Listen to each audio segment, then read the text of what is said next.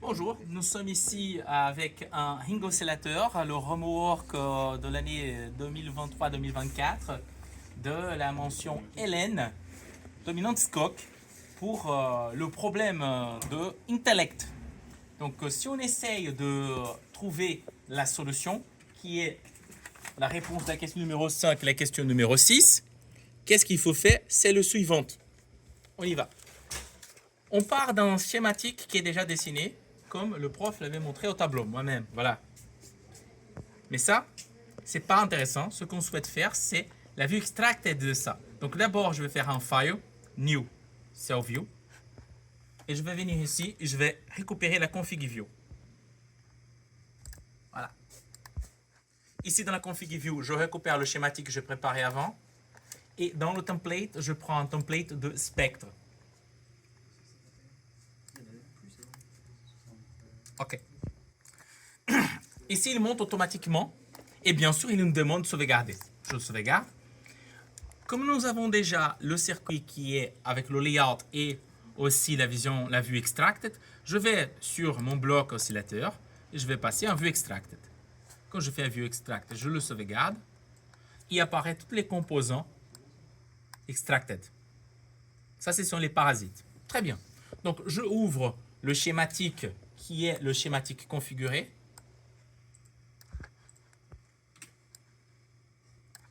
Et maintenant, je suis prêt à tester le circuit pose layout qui a été fait avec la classe. Donc, je vais lancer un ADEL XL. Et bien sûr, je veux faire un nouveau ADEL XL. OK? Et me monte ici. Je vais sur test et je vais additionner un nouveau test. Et le nouveau test que je vais additionner, c'est le test du ring oscillateur en config view pour me faire l'analog extracted. Et je vais charger le test qui m'intéresse. Le test qui m'intéresse, c'est celui que j'ai sauvegardé. Session, load state, self view. Le test qui fait la transiente et qui calcule la conso et la fréquence d'oscillation. OK. Et qui, normalement, va me donner ça. Espérons. Je ferme ça. Et une fois que j'ai fermé ça, je vois que le test il apparaît ici. Et comme le test il apparaît ici dans la A2XL, j'ai aussi les outputs qui vont apparaître là. PRMS, FESC. Maintenant, il suffit de simuler ça et de faire des simulations qui sont des simulations en parallèle. Pour cela, je vais venir créer des corners. Et le premier corner qui m'intéresse ici, c'est un corner qui va faire varier le courant de référence.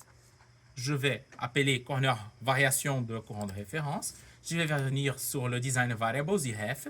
Je vais cliquer pour choisir ça. Et ici, clic droit, sweep from to. Et nous ici, avant de commencer cette vidéo, on savait déjà qu'il faut simuler entre 1 micro et 1 milli. Ça, c'est pour nous. Hein. Pour vous, peut-être c'est une autre valeur. On a trouvé cette valeur-là. Et je vais faire une simulation pas linéaire, parce que comme j'ai une différence d'ordre de grandeur entre micro et milli, il est plus ou malin de faire une simulation en décade et mettre 61 points par décade ou 11 points par décade, dépend de combien de points nous avons besoin. Parce que là, nous n'avons que 3 décades à faire. OK. Et là, je vérifie, j'ai 304 points. Apply. OK. Je lance la simulation, mais si je lance directement, il va faire la simulation en série. Donc, je vais lui demander de faire la simulation en parallèle, en option Job Setup. Et en Job Setup, je vais mettre un certain nombre de points parallèles. Je pense que ce ordinateur, il va tenir, comme il y a un Intel Core i9, il devrait se trouver avec au moins une dizaine de cœurs. Allez, je vais lui demander 8 threads. Ça va aller. Je vais Options. Runs Options et je lui demande de faire en parallèle. C'est très important de mettre en parallèle, sinon les simulations vont être faites en série.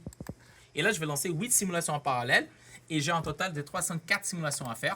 Donc, ça va en fait diviser les 304 points par 8 et ça va être le temps final que j'aurai dans ma simulation. Le temps de simulation que j'ai. La première est déjà finie. Hein. On va regarder ça en Details Transpose. Pourquoi j'aime dicter transpose? Parce qu'en fait, le résultat, il te sort comme un tableau Excel. Tu peux faire ça en CSV, juste venir ici en sauvegarder. Je peux sauvegarder en CSV et mettre sur MATLAB. Nickel à travailler après. Mais si je n'ai pas le temps, je n'ai pas besoin de faire ça. Je peux juste directement venir sur plot. La simulation est en train de tourner. Hein. Bien sûr que j'aurai que les 25 premiers résultats. Comme je fais sur plot, il va me plotter ça avec ça, ça avec ça. Là, ce sont toutes les oscillations, mais ça ne m'intéresse pas. Ce qui m'intéresse, c'est cette courbe-là et cette courbe-là. Je vais prendre cette courbe-là, je vais le mettre sur un nouvel view. Et je vais prendre l'autre et je vais mettre aussi sur une nouvelle view. Donc là, j'ai la fréquence d'oscillation par rapport au IRF. C'est exactement ce qui est demandé ici. Il suffit de calculer quelle est la dérivée de la courbe jaune pour répondre à la question. Je fais pareil pour la console. Et petit à petit, je vais faire le reste.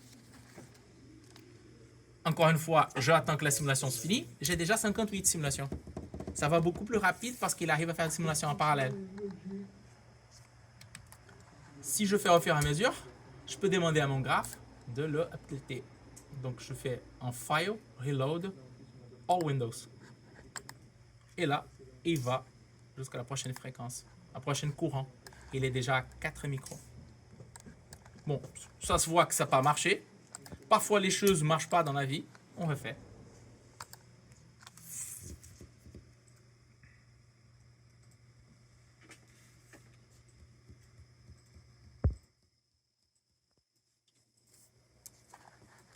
Et voilà, continuez à simuler. Il faut avoir un peu de patience et d'attendre parce qu'on a demandé 304 points.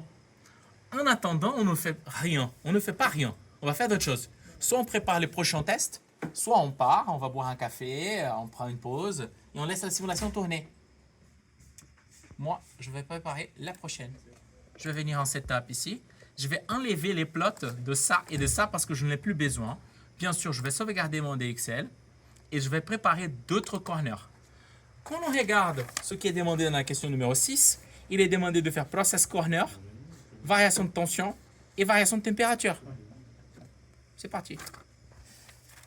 Donc, ici, nouveau corner. Je prends Model Files, tous les Model Files. OK. Et là, il faut configurer un par un. Ici, on met 3 sigma. On peut mettre plus, hein, si on veut le plus de fiabilité et tester la variabilité, on peut mettre plus. Mais pour le yield classique, 3 sigma, ça suffit, c'est 90%. Là, tu as bipolaire, mais je n'utilise pas bipolaire, je mets TM. Et pour tout ce que je n'utilise pas, sauf les transistors, je vais mettre TM, que c'est Typical Model. Mais je pourrais mettre le WP et le WS, si je veux.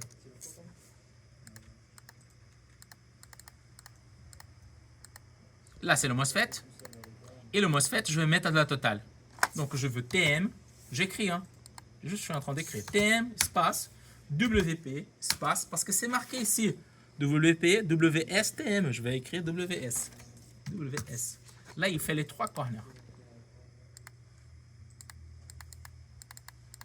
Typique.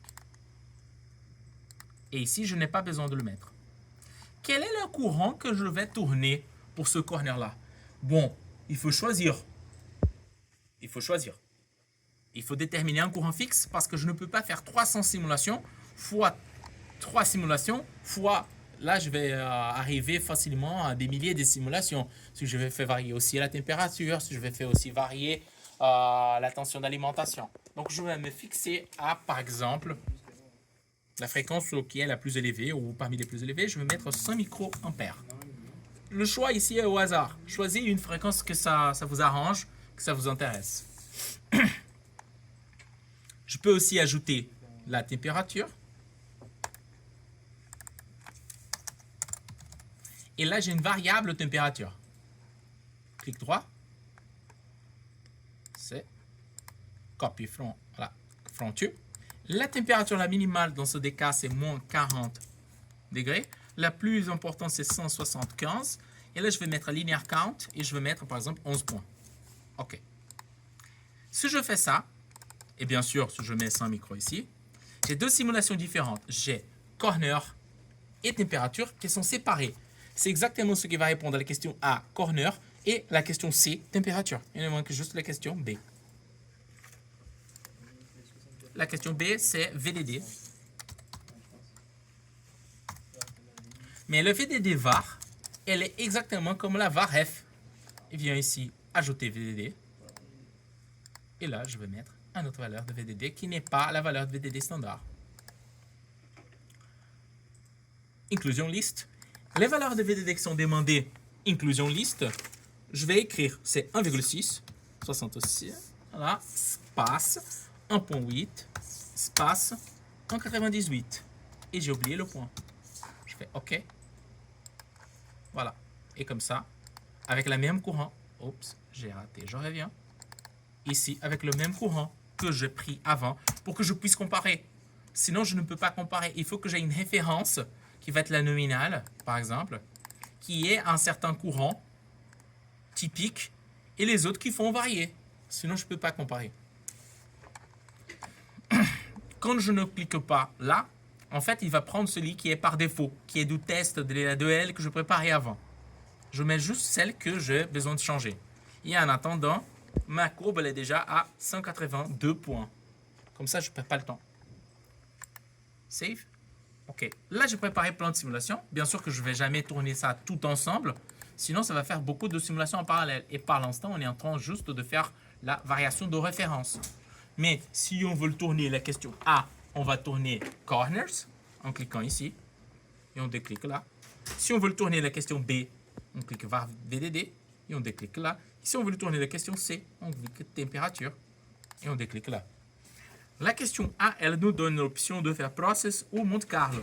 Donc là, je vais préparer aussi une Monte Carlo. Nouveau. Et je vais appeler ça MC de Monte Carlo. Encore une fois, je vais mettre 100 micros. Le VDD, c'est le VDD nominal. Et là, ce qui va changer, c'est que j'ai besoin de cliquer ici et changer ça à Monte Carlo Gaussian pour avoir une distribution gaussienne dans les paramètres de simulation de Monte Carlo. C'est une simulation qui est statistique et pas déterministe comme les autres simulations que je l'ai fait. Pour tout le monde ici, je vais mettre TM. Hein. Sauf le transistor que je ne le mets pas. Parce que je l'ai déjà mis dans le modèle global de Monte Carlo.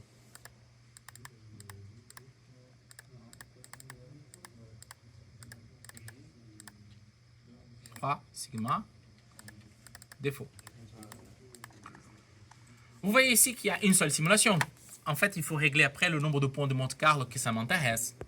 Je pourrais mettre aussi dans cette variation les différentes tensions d'alimentation. Juste un clic droit ici. Je peux changer ça. Et comme ça, je le fais tout ensemble. Attention à faire tout ensemble parce qu'en fait, ça peut générer beaucoup de simulations et rapidement, on n'a plus le temps parce que la simulation commence à prendre trop de temps. Je vais vous montrer qu'est-ce qui va se passer. Ce jeu-là, je mets la variation de température. Moins 40,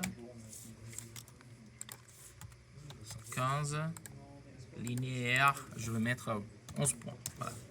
Okay. Tout de suite, ce qu'il va faire, c'est pour chaque simulation de Monte Carlo, il va tourner 33 simulations. Et c'est là où pourrait se casser le problème. Parce que je fais un point de Monte Carlo et me tourne 33 points. Si je fais 51 points de Monte Carlo, ça va faire 51 fois 33, donc il va faire plus que 150 points. Et peut-être ça, c'est trop de points. Mais comme on est en train de faire déjà 300 points et ça nous a pris le temps de cette vidéo, on est à 243 points, je pense que ça va aller et je peux tourner tous ensemble.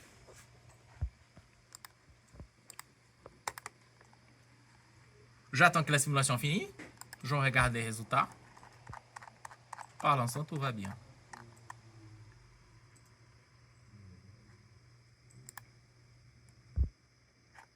Donc, au moment de lancer les autres simulations, je viens dans les corners ici. Je choisis un corner.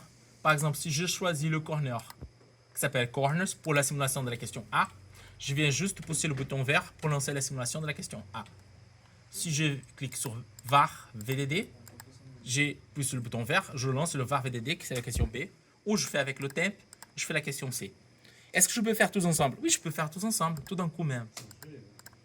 Mais plus de choses je mets ensemble, plus d'efforts computationnels je vais demander à mon ordinateur, et à un moment donné, ça va prendre du temps, ça va planter peut-être la machine, planter cadence, et j'aurai besoin de redémarrer.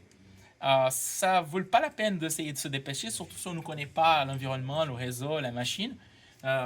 Il vaut mieux aller doucement pour répondre à la question.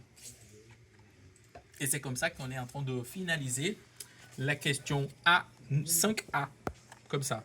Et en fait, on fait la 5A, mais on fait aussi la 5D en parallèle parce que nous avons deux résultats, TRMS et FESC. Nous, on ne fait pas la question C qui est la Total Harmonic Distortion. Il fallait taper la formule pour le THD. On n'a pas fait. Et le Voltage Range of Oscillation at Maximum FESC. Ça, on ne le fait pas. Parce qu'en fait, bon, il est contrôlé en courant. Ça, on pourrait le dire dans la réponse à la question, dans le rapport, qu'on a simulé entre la fréquence de 1 micro jusqu'à 1 milli. Et ça va être notre, en effet, current range. Et la seule qui n'est pas répondue ici, c'est la C. Parce qu'il manque une formule pour le faire.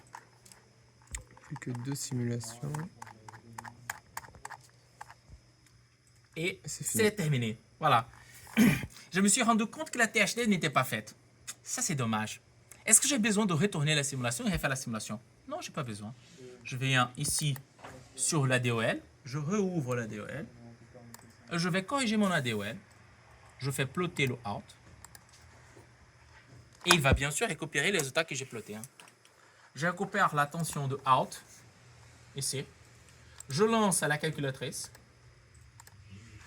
Je récupère la fonction THD. Je vais calculer ça entre, on va donner un peu de temps pour l'oscillateur, on va dire entre 50 nanosecondes et 100 nanosecondes. Peut-être c'est pas assez pour la fréquence qui est la plus faible.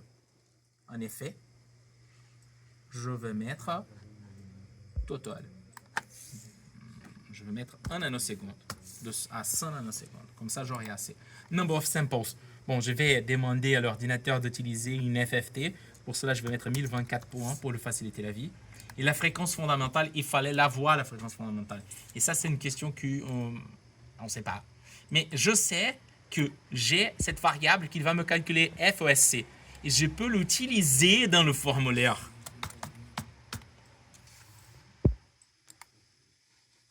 Je récupère. Get expression, new expression, get expression. Là, je l'appelle THD. Qu'est-ce qu'il va faire? Il va me calculer le VSC. Après, il va utiliser pour le THD. Ça marche pas. Comme ça, on apprend que parfois ça marche pas et c'est pas grave. Bon, je vais pas sauvegarder le THD. Je vais faire ça calmement après. Mais si ça marchait et je ferme ça, je vais automatiquement l'avoir ici dans les outputs. Et si je redemande de le recalculer, ça, juste avec un replot, il va me calculer, bien entendu, le THD. Bon, là, ça ne va pas marcher parce que je n'ai pas le THD. Qu'est-ce que nous pouvons remarquer du résultat qui est sorti? Nous pouvons remarquer qu'en fait, je passe ça en card. Je n'ai pas besoin de simuler jusqu'à 1 milliampère. Parce que ma fréquence d'oscillation, elle va saturer beaucoup avant. Je passe en log scale. Et en log scale, on voit comment ça varie, ma fréquence. Donc, ma fréquence maximale, elle sature autour de 180 MHz, au-delà de quelques centaines de microampères.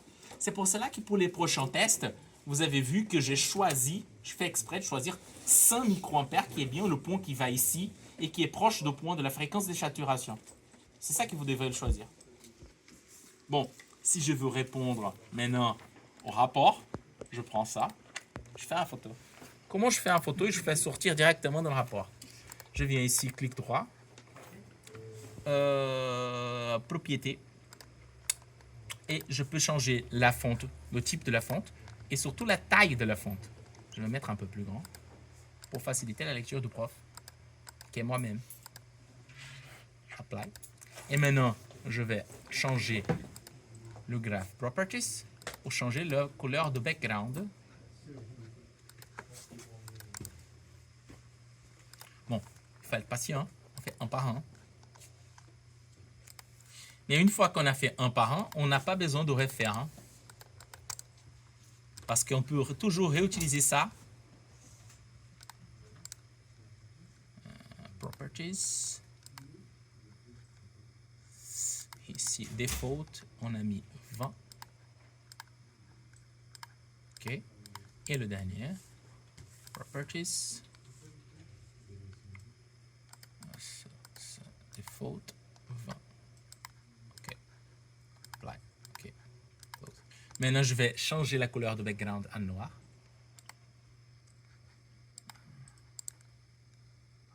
Split current.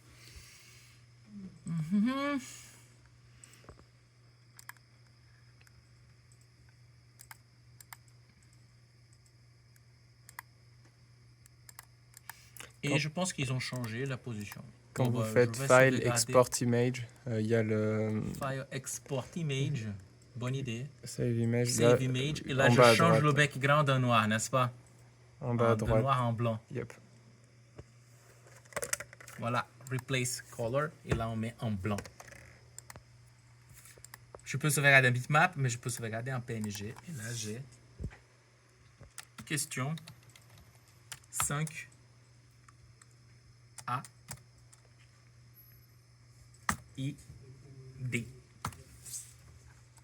C'est point PNG. Et je ne sauvegarde pas un endroit au hasard, je choisis. Hein. Ici, on est en train de choisir sur Documents, qui est un endroit qu'on sait où c'est. Et j'ai un PNG que je peux mettre directement sur mon Word, c'est fait pour le rapport. Bien sûr, comme c'est fait ici, peut-être ça vaut le coup de changer pour que le prof ait plus de tics, facilite la lecture. J'ai sauvegardé les deux ensemble, peut-être c'est pas la meilleure solution, peut-être ça vaut le coup pour mieux montrer le résultat et avoir un rapport plus joli de mettre sur un autre tableau. Send to new window.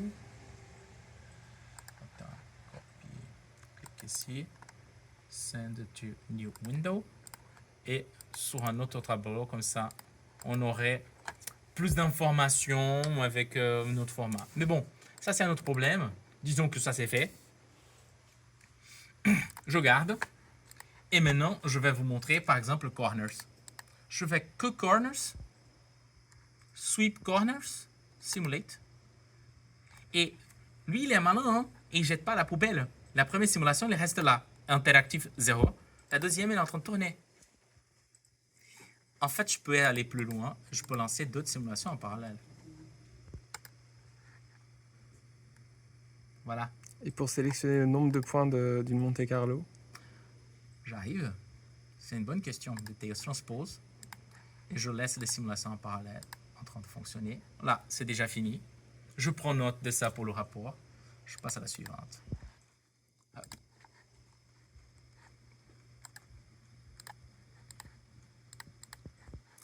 La deuxième est déjà finie. Je prends note de ça pour la suivante, pour le rapport. Ici, c'est intéressant parce que le axe X, c'est la température. Donc, ça vaut le coup peut-être de le plotter pour fournir ça dans le rapport. OK. Ça, c'est pas ce que je voulais. Je veux Viva là, ici. Je ferme ça. Je fais le replot. Voilà.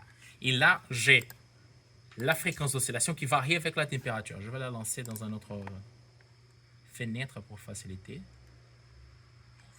New window. Voilà, j'ai que 11 températures, donc c'est pour cela que j'ai ce point qui sont un peu comme ça. Il y a peu de points. Mais on voit que la fréquence, elle baisse avec l'augmentation de la température. Bien entendu, si la fréquence baisse, la consommation aussi, elle baisse. Hein. Et j'ai la dernière qui est déjà faite. Maintenant, je pars à Monte Carlo. Je sélectionne Monte Carlo. Et là, je ne vais pas faire seulement Monte Carlo. Je reviens. Rappelons que nous allons faire Monte Carlo avec 11 points de température pour 3 VDD différents. OK. Là, je viens sur Monte Carlo Sampling. Et je pousse ce bouton-là, c'est le Simulation Options. Et j'ai la fenêtre des options de Monte-Carlo. Je ne vais pas lancer 200 points parce que ça va prendre 3 plans. Je vais lancer 51 comme le prof a demandé. Et je vais sauvegarder les données pour permettre de faire de plot avec tous les points. Et je vais aussi demander de tourner le point nominal. Comme ça, j'ai le nominal et j'ai toutes les statistiques. Comme c'est une simulation statistique qu'il va me faire, comme tout type de pseudo-randomique, j'ai besoin de déterminer quelle est la graine, la seed, d'où il va partir la simulation. À quoi ça sert ça? Ça sert à toujours avoir la même simulation. Ça nous aide après à débugger. Moi, j'utilise toujours 1. Si vous ne mettez rien, il va prendre le clock, la fréquence de l'horloge de votre ordinateur. Et à chaque fois, ça va changer parce que le temps va changer, bien sûr. Si je fais 1, il va toujours prendre 1, il va faire toujours la même séquence de simulation. Et là, il est prêt à lancer 51 fois 33 points. C'est parti.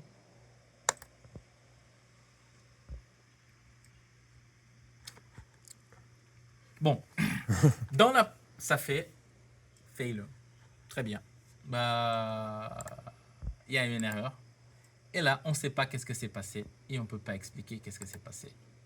C'est franchement parce que j'ai tourné trop de choses. Hein. Si j'enlève ça, et je vérifie que je monte Carlo, et j'enlève ça, ouais, apply.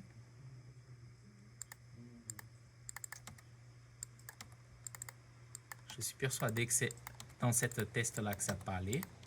Apply, ok. Et maintenant, je vais aller doucement et je vais essayer de lancer 3 points de Monte Carlo. Ça, c'est la procédure de debug que j'utilise toujours.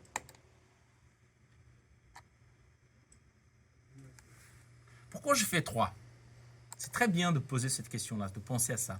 C'est qu'en fait, quand on fait 3, on est obligé d'avoir un valeur qui est le valeur moyen, un valeur qui est le valeur minimale et un valeur qui est le valeur maximale. Parce que j'ai 3 points, ils sont obligés à être 3 points différents. Si j'ai 3 points différents, que c'est le cas, je sais que ça fonctionne, mon Monte Carlo. Maintenant, je peux lancer 51 points de Monte Carlo. C'est parti. Et là, il est en train de faire les statistiques pour moi, sans température et sans VDD, bien entendu. Hein. Je fais doucement. Soit je regarde ça que les statistiques complètes, soit je regarde pas à pas. Et je vais ici dans Details Transpose. À quoi ça sert de venir ici? C'est qu'en fait, il est en train de nous donner quelque chose qui nous permet de faire par nous-mêmes un histogramme.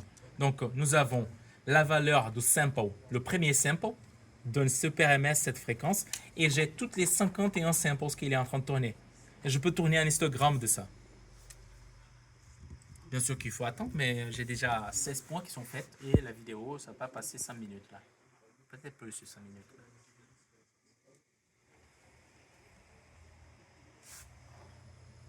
N'hésite pas à accélérer la vidéo dans cette partie-là parce que, franchement, Vous voulez que je mette pour pause? vous qui regardez... Non, continue. On continue. Mais pour vous qui regardez la vidéo, ça prend un peu de temps. Mais pour nous qui nous sommes en train de faire la simulation, ça ne prend pas grand-chose. Hein. Ça fait 28 minutes là. Ouais.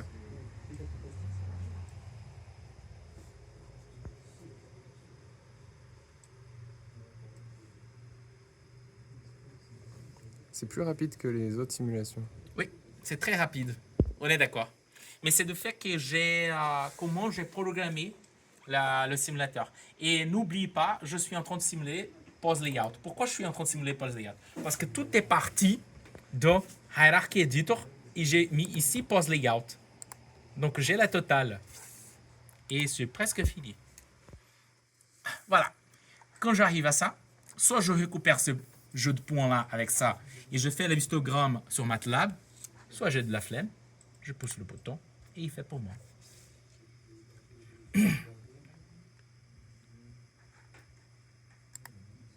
Voilà. J'enlève ce qui ne m'intéresse pas pour faciliter. Ça, ce sont les 2 histogrammes que j'ai et que je pourrais mettre dans mon rapport. Attention, on a une tendance de dire ouais, ça c'est une gaussienne moyenne, standard deviation, mon écart type de temps, ma conso, fréquence, moyenne, écart type. Oui, c'est vrai et c'est pas vrai. Parce qu'en fait, chacune des variables aléatoires de transistor qui a été simulée, c'est une variable gaussienne. Mais c'est seulement la combinaison linéaire de variables gaussiennes qui donne une variable gaussienne. Et on sait que la conso, c'est pas une combinaison linéaire parce que c'est V carré sur R ou I carré fois R ou V fois I, et V et I sont deux variables aléatoires, donc ça c'est pas linéaire du tout. Donc ne pense pas et ne dis surtout pas dans votre rapport que nous avons deux gaussiennes ici avec moyenne et quart type parce que tout ça c'est statistiquement faux. Remettez vos cahiers de statistiques et préférez de parler un mode qui est la valeur qui apparaît le plus dans un histogramme. Et là, on peut dire que la mode de la conso, c'est 250 microwatts. Et on peut intégrer ça, la PSD, pour avoir quel est le yield, la quantité ou la puissance maximale. Donc, on pourrait dire, par exemple, que la consommation maximale de mon circuit, c'est 1274 microwatts avec 90% des samples. Et je pourrais dire que la fréquence la plus basse, c'est 158 MHz, mais que la mode, c'est 165 MHz. Et ce qu'on est en train d'observer ici, c'est que peut-être la distribution de la fréquence est une bimodale. Ça va donner quelques lignes dans le rapport à rédiger pour expliquer ça au prof. Merci pour cette vidéo. Si vous voulez mettre plus de points, n'hésite pas. Si vous voulez essayer, jouer avec ça pour mettre la température, là on peut, parce qu'on a déjà un par un que ça marche. Et surtout, à chaque fois que vous faites des choses comme ça, n'oubliez pas de sauvegarder tout, sinon on va le perdre. Merci.